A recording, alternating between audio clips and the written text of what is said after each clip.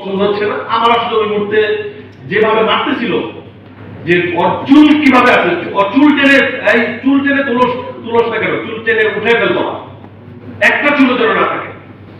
তারপর আমি যখন বুঝতে পারলাম যে না, এটা তো আমি নিতে পারতেছি না, তখন আমি ওখানে একজন সাংবাদিক ইমরান, ওনার নাম ধরে আমি, আমার মনে হচ্ছিল উনি ওখানে আছে, আমি রিকোয়েস্ট করলাম যে ইমরান ভাই আপনি কি এখানে আছেন, আমি আপনার সাথে একটু কথা বলবো।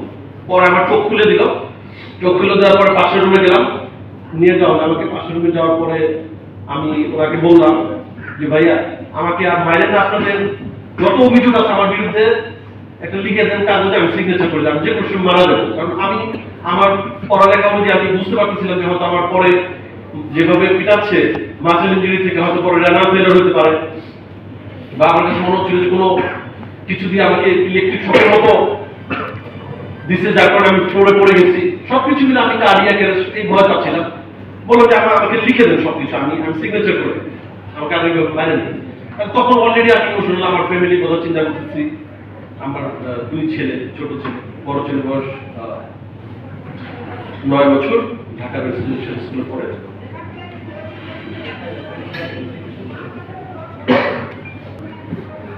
তো পরে বলে যে এগুলো শোনার জন্য আসছিলেন। পরে পাশের রুমে নিয়ে গেলেন, যিনি এডিশনাল এসপি জুয়েল চাকর রূপে আমাকে বসতে বলতেছে। আমি বলতেছি আমি তো বসতে পারবো না, এখানে কথা করতেছে, আমি দাঁড়াই। তো জোরপূর্বক বসানো হইলো, নাহলে আমাকে রোলার দেখাচ্ছে, মারবেন। রোলার দিয়ে ফ্লোরের মধ্যে সাউন্ড ক্রিয়েট করল।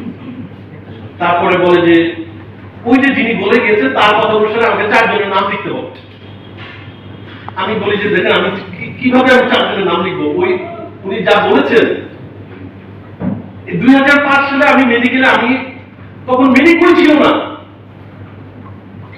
আমি 2005 সালে মানে কি, আমি তখন 2 জন স্টুডেন্টকে জীবনে প্রথম আমি বাসায় গিয়ে পড়াতাম, আমি বাংলা বাজারে 4 জন স্টুডেন্ট, আমি কিভাবে আমি কার নাম লিখবো?